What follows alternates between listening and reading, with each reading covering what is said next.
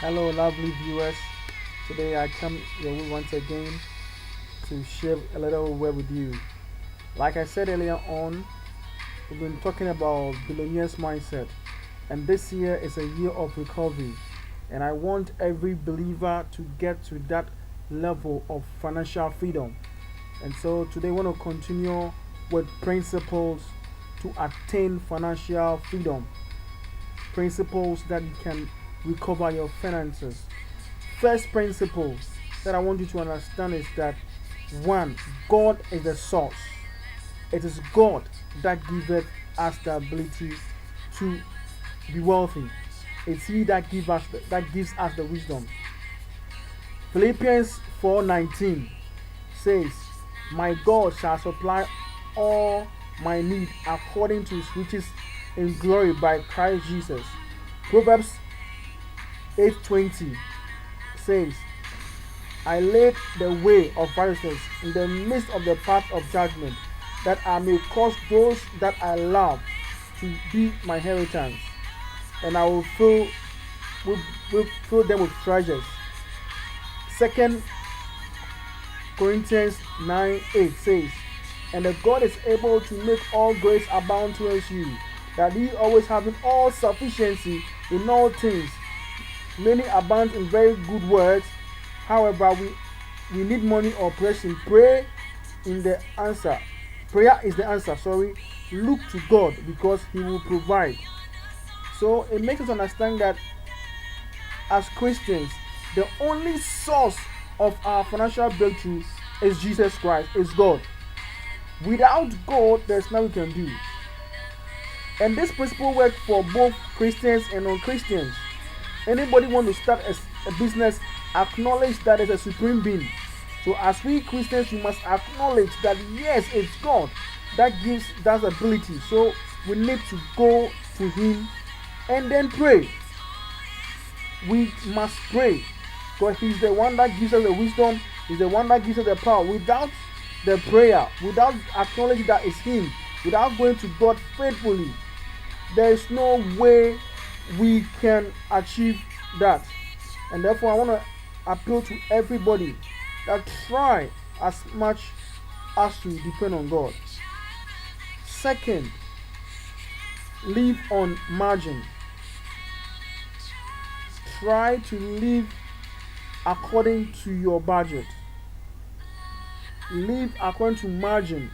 Live a life of exercising, a life where sickness will not be your portion.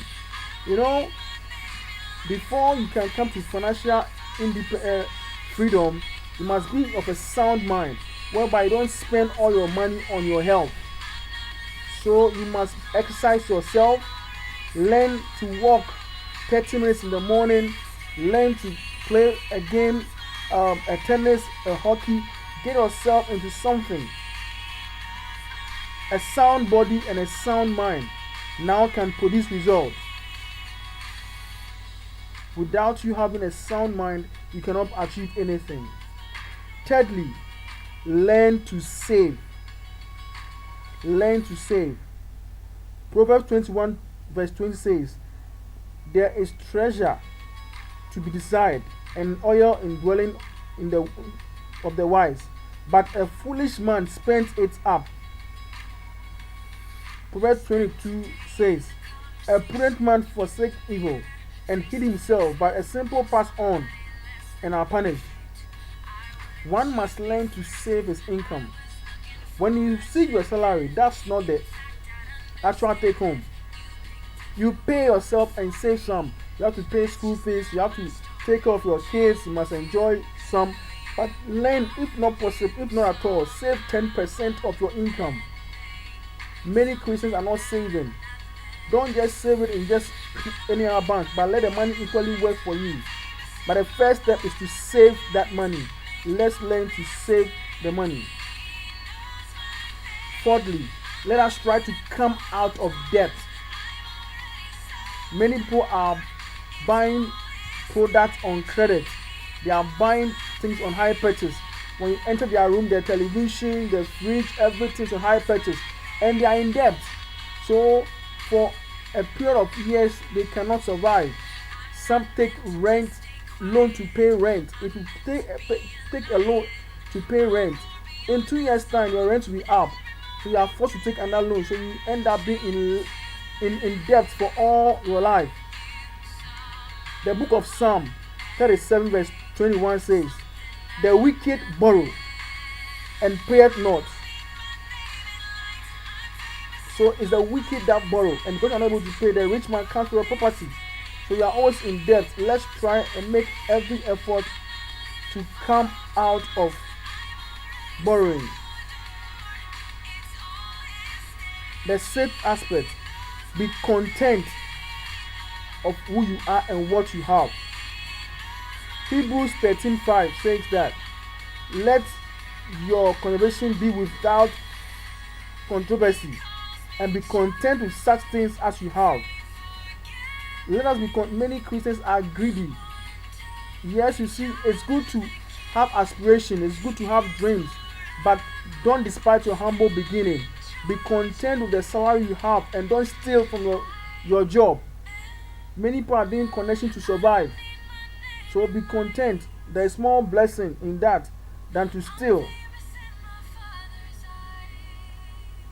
So be content. Don't steal at work. Keep things okay.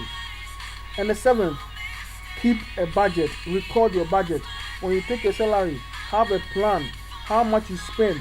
Look at the things you spend on. Those that are not important, cancel it out. Learn to spend wisely. Proverbs 23 says, wisdom, upon the wisdom a house is built. I'm just paraphrasing my sermon. Upon wisdom a house is built. So if you apply wisdom to your finances, you can build your own home and you can build your own financial freedom. So I urge you all to learn to manage your finances by having a good budget and keeping good records. Ninth, don't consign. Many people have stood in to be a guarantee for to borrow loan. Don't stand in as a guarantee for people to borrow loan.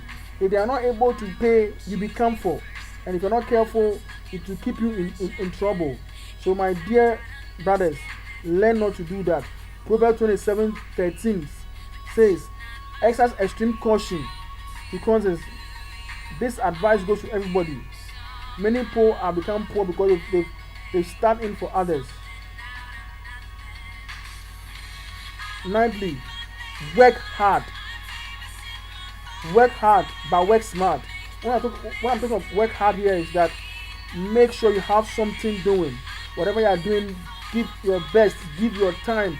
If you are working, give your time to it.